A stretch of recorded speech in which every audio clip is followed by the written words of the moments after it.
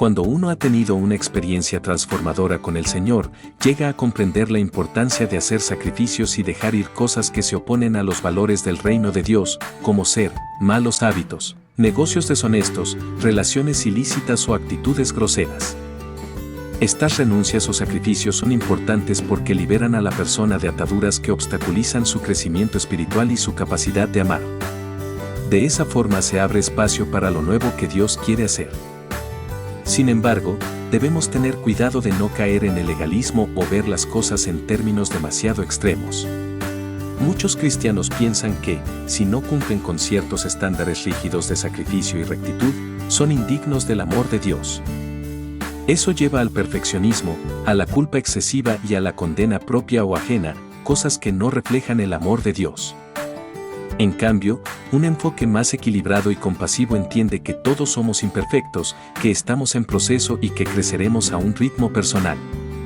El crecimiento espiritual no es algo instantáneo, sino un proceso gradual que requiere compasión y paciencia. Nuestro progreso en la fe requiere tanto confrontación como compasión, muerte como resurrección, rigor como gracia. Recordemos que nuestro valor no depende de ser perfectos. El amor de Dios, en primera instancia, nos acoge tal como somos, pero no nos deja allí, sino que nos va transformando. Comprender el Evangelio y la gracia de Dios nos permite hacer sacrificios desde un lugar más sano, sin culpa ni angustia. Desde esa posición podemos soltar con serenidad aquello que nos estorba, confiando en que todo es parte de nuestro progreso espiritual. Por otra parte, no toda forma de sacrificio es noble o constructiva. Por ejemplo, renunciar a usar nuestros dones no es un sacrificio espiritualmente sano. A veces, en nombre del sacrificio espiritual o la humildad, algunas personas renuncian a aspectos positivos de sí mismas, como la autoexpresión, la alegría o su propia voz interior. Por ejemplo, un creyente con un fuerte llamado creativo podría pensar que seguir una carrera artística es vanidoso, y que debería sacrificar esa ambición para ser más humilde. Pero renegar de su don creativo no le ayudará a crecer espiritualmente. En cambio, un sacrificio desde una motivación más sabia sería, por ejemplo, renunciar a adquirir posesiones de manera compulsiva por vanidad o estatus social. Ese tipo de renuncia nos libera, mientras que negar nuestros dones innatos nos limita y lastima. Así que debemos discernir entre los sacrificios que nos ayudan a crecer y los sacrificios que surgen del miedo, la culpa o la presión externa. También es importante recordar que nuestro valor ante Dios no depende de cuánto sacrifiquemos. El amor incondicional de Dios no se gana mediante actos heroicos, sino que se nos da gratuitamente. No necesitamos merecer el amor divino. Nuestros esfuerzos personales por mejorar y nuestra disciplina siempre deben reposar en la gracia de Dios.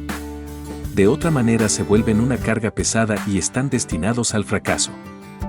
La gracia nos da el poder sobrenatural para cambiar, crecer y perseverar más allá de nuestras fuerzas, mientras que depender solo de nosotros mismos nos lleva al agotamiento. Los esfuerzos humanos por sí solos se vuelven arrogantes o insuficientes para producir un crecimiento espiritual genuino y duradero.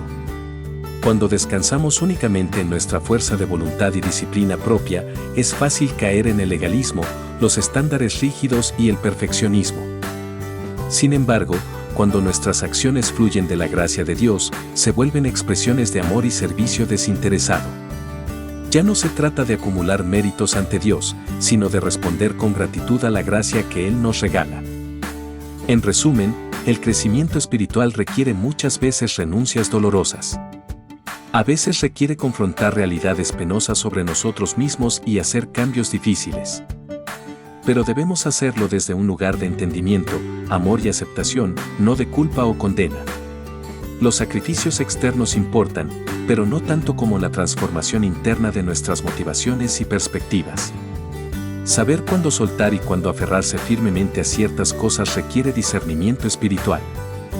Solo en una profunda comunión con Dios sabremos cuándo es tiempo de tener apertura y flexibilidad frente a alguna situación y cuándo es tiempo de mantenerse firmes en nuestra postura de sacrificio.